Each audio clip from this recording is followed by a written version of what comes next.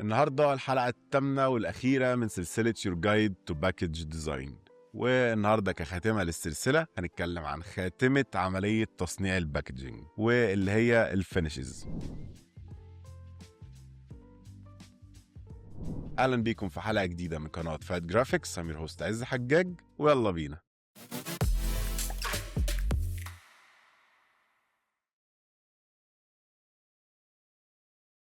ايه هي الفينش اصلا؟ الفينش هو مصطلح بيستخدم لكل العمليات النهائيه اللي بتتعمل للباكج بتاعتك بعد ما يتم طباعتها، بس في معظم الاوقات هتبقى معناها والمقصود بيها لما تلاقي ناس بتستخدمها هو الطبقه اللي بتتحط على المنتج بتاعك والبرودكت بتاعك بعد ما بيخلص الباكجينج بتاعته ويتم طباعته، علشان يكسبوا بعض الخواص الفيزيائيه الجديده، زي مثلا انه يحط لك طبقه مضاده للميه او طبقه مضاده للتراب، طبقه مضاده للتبصيم، طبقه مضاده للنار وهكذا. بس حاجه واحده مشتركه ما بين كل انواع الفينيشز اللي تقدر تستخدمها وهو ان كلهم بيحموا طبقه الحبر اللي اتطبعت على الباكج عن طريق ان هو بيبقى فيه طبقه زياده حمايه فوق الحبر ده، وان هم بيحموا الباكج بتاعتك من السوائل. طبعا الفينيشز مش كلها هدفها حمايه، بعض الفينيشز هدفها جمالي وبعضها هدفها حمايه، والبعض التاني هدفها الاتنين في نفس الوقت.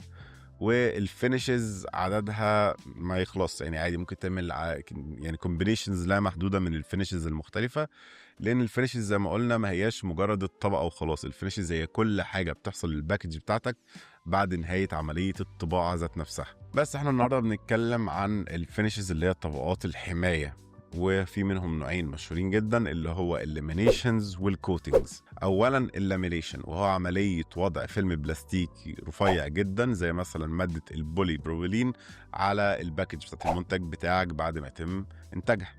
اللامينيشن ده بيحمي الحبر بتاعك زي ما قلنا، وبيحمي الباكج بتاعتك من الميه، وحتى لو انت الباكج بتاعتك مش هتتعرض لميه ومش خايف ان يحصل لها حاجه، برضو اللامينيشن هيفرق معاك جدا، لان في الاخر الهواء كله فيه بخار ميه. الباكج بتاعتك غالبا مش هتبوظ بسرعه قوي بسبب بخار الميه اللي في الهواء، بس لو عايز حاجه بتعمر وهتفضل قاعده لوقت طويل في الاجواء بتاعتنا لازم يبقى عليها طبقه من اللامينيشنز عشان تحميها من بخار الميه ده، لان غير كده لو ما اتحمتش الماتيريال بتاعتها هتبدا تتداعى وتدوب بعد فتره. ومن انواع اللامينيشنز المشهوره هي الهولوجرافيك. الهولوجرافيك بيدي افكت تغيير اللون مع الضوء، فاللون بتاع الباكج بتاعك بيتغير مع زاويه النظر والضوء وعوامل تانية كتيره من الانفايرمنت اللي حواليها. الافكت ده شكله قوي جدا وبيشد النظر بشكل كبير جدا. والنوع التاني معانا من الفينيشز هي الكوتنج، وعلى عكس بقى عمليه اللامينيشن، بحيث ان في اللامينيشن بيبقى معاك فيلم بلاستيك رفيع بتحطه على المنتج بتاعك، الكوتنج بيبقى سائل. الكوتنج بتبقى ماده سائله وبتتحط على المنتج بتاعك، بعد كده بتتعرض لاشعه اليو في او ايا يكن ايه طريقه الكيورنج بتاعها، ممكن تبقى اشعه اي ار او بالحراره علشان تجف وتبقى ماده صلبه. طبعا الكوتنجز في انواع منها كتيره جدا، بس اتنين مشهورين جدا هما الاكويس كوتنج واليو في كوتنج. الاكويس كوتنج من اسمه بيبقى ووتر بيست، ومعنى ان الكوتنج ده ووتر بيست ان طريقه الجفاف او الكيورنج بتاعه هو عن طريق ان هو يتحط على ماده بتمتص الميه، بحيث ان الماده دي تنشفه، تمتص منه الميه تنشفه، او ان الماده بتاعته السائل اللي فيه يتبخر وينشف، او ان هو يتعرض للحراره فينشف. لو حد لسه متلخبط في نقطه الكيورنج ومش فاهم معناها ايه بالظبط، الكيورنج هو ان يبقى معاك السائل بتاع الكوتنج بتاعك وبعد ما تعرضه لعمليه من العمليات المناسبه ليه يوصل لحاله الجفاف بتاعته النهائيه. فهو في الاول بيبقى سائل، بس ممكن بعد ما تعرضه لاشعه اليو في يجف، او ممكن يبقى سائل تعرضه لاشعه الاي ار يجف، ممكن يبقى سائل لما تسيبه ينشف يتصلب، وهكذا. يعني ده كله على بعضه اسمه عمليه الكيورنج او المعالجه. النوع الثاني بقى من الكوتنج احنا قلنا من شويه الاكويس او الووتر بيست، النوع الثاني هو اليو في.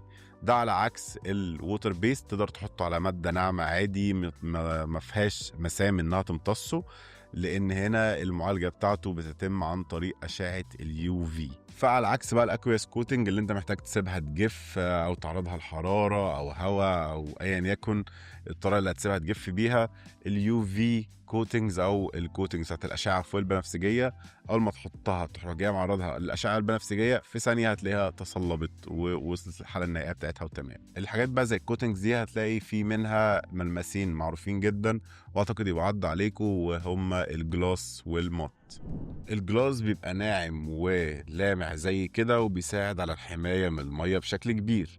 المات بيبقى مطفي اكتر زي كده وبرضه بيحمي الباكج من المية بس مش لدرجة الجلاس. بس الكوتنجز عموما بتحمي اقل شوية من اللامينيشنز فسعرها بيبقى ارخص. وزي ما ذكرنا بقى الهولوجرافيكس كمثال لللامينيشنز، هنذكر البريليسنت كوتنجز كمثال للكوتنجز. البريليسنت كوتنجز ممكن يبقى يو في كيورابل وممكن يبقى اكوياس عادي جدا، مش لازم نوع معين فيهم. والبريليسنت كوتنج ده بيعمل افكت بيخلي لمعان اللون يتغير مع تغير زاويه النظر والاضاءه. ممكن حد يعلق على ان ده نفس المبدا بتاع الهولوجرافيك لامينيشنز، فايه الفرق ما بينهم؟ هما فعلا نفس المبدا، بس في البريليسنت الافكت بتاع تغيير اللون اقل بكتير، ودي طبعا مش حاجه وحشه يعني، ده ميزه ليها لان هو بيدي الباكج بتاعتك احساس كلاسي واليجنت اكتر، ان هي حاجه راقيه وهاديه. كمان معانا حاجه اسمها السوفت تاتش فينش، ودي فعليا حاجه من الحاجات المحترمه جدا اللي ناس كتير مجرد ما تمسك باكج بالشكل ده بتعرف ان هي حاجه كلاسي وحاجه بكواليتي نظيفه. والسوفت تاتش فينش بتيجي في النوعين، يعني ممكن في منها لامينيشنز وفي منها برضو كوتنجز عادي جدا. دلوقتي معانا نقطة نتكلم عليها بقى مختلفة عن اللامينيشنز والكوتنجز، بس برضو لسه واحدة من عمليات الفينيشز. زي ما احنا كنا اتكلمنا في أول الفيديو ان هو الفينيشز هي عبارة عن كل العمليات اللي بتحصل بوست بريس. وبالمناسبة مصطلح بوست بريس ده معناه ما بعد الطباعة، أول ما المكنة تنزل كده تروح جاية عاملة الامبريشن أو عاملة الطبعة بتاعتك، كل حاجة بتحصل في التصميم بعد كده أو في الورقة بتاعتك أو المنتج بتاعك بعد كده دي في جزئية البوست بريس. قلنا في الاول ان بعض الاجزاء او الحاجات اللي بتحصل في البوست بريس او الفينيشز بتبقى حاجات للحمايه، وبعض الحاجات التانية بتبقى لزياده القيمه او الجماليات. اللي احنا بنتكلم عليها دلوقتي ديت هي حاجه ما بتحميش، هي حاجه بتزود القيمه بس، وهي الديبوزنج والامبوزنج. اول حاجه من النوعيات ديت اللي هو النوع الاولاني فيهم هو الامبوزنج، انك تضغط المنتج بتاعك او الباكج بحاجه زي ختم بس من غير اي لون او اي حاجه علشان يبقى فيها بروز هادي واليجنت فقط. وعكس العملية ديت هو انك تضغط الباكج بالختم من الناحية المعاكسة فيعمل افكت ديبوزنج نازل لتحت. وفي حالة الديبوزنج الشكل بيبقى غائر مش بارز. انا قلت من شوية ان العملية دي بتتم من غير حبر، بس دي مش معلومة دقيقة قوي.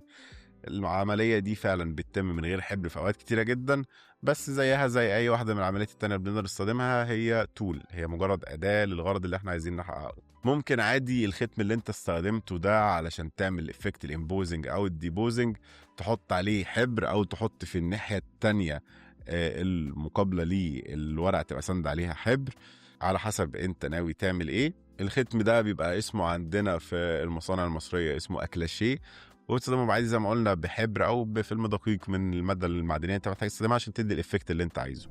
موضوع الشريط الميتاليك اللي احنا اتكلمنا عليه ده بيبقى اسمه الفويل ستامبنج. الميتاليك ماتيريالز بتاعته زي ما انتم شايفين هنا كده بيبقى ليها اشكال مختلفه، ممكن تبقى فضي او ذهبي او اي لون مختلف عن كده حتى عادي. فلما الضغط ده بيحصل والفويل موجود ما بين الاكلاشيه والخامه اللي انت بتطبع عليها او ما بين الخامه والسطح اللي داعمها، بيطلع في الاخر الجزء الميتاليك على السطح الطباعي الجزئيه اللي معمول لها امبريشن او ديبريشن، وبتبقى ليها شكل مميز جدا. وكده اتكلمنا عن 10 انواع الفينيشز في عالم الباكجينج. دي كانت الحلقه الثامنه والاخيره من سلسله يور جايد تو باكج ديزاين. اتمنى تكون السلسله عجبتكم والحلقه عجبتكم. لو استفدتوا من الفيديو تنسوش تعملوا لايك وسبسكرايب، وبس كده.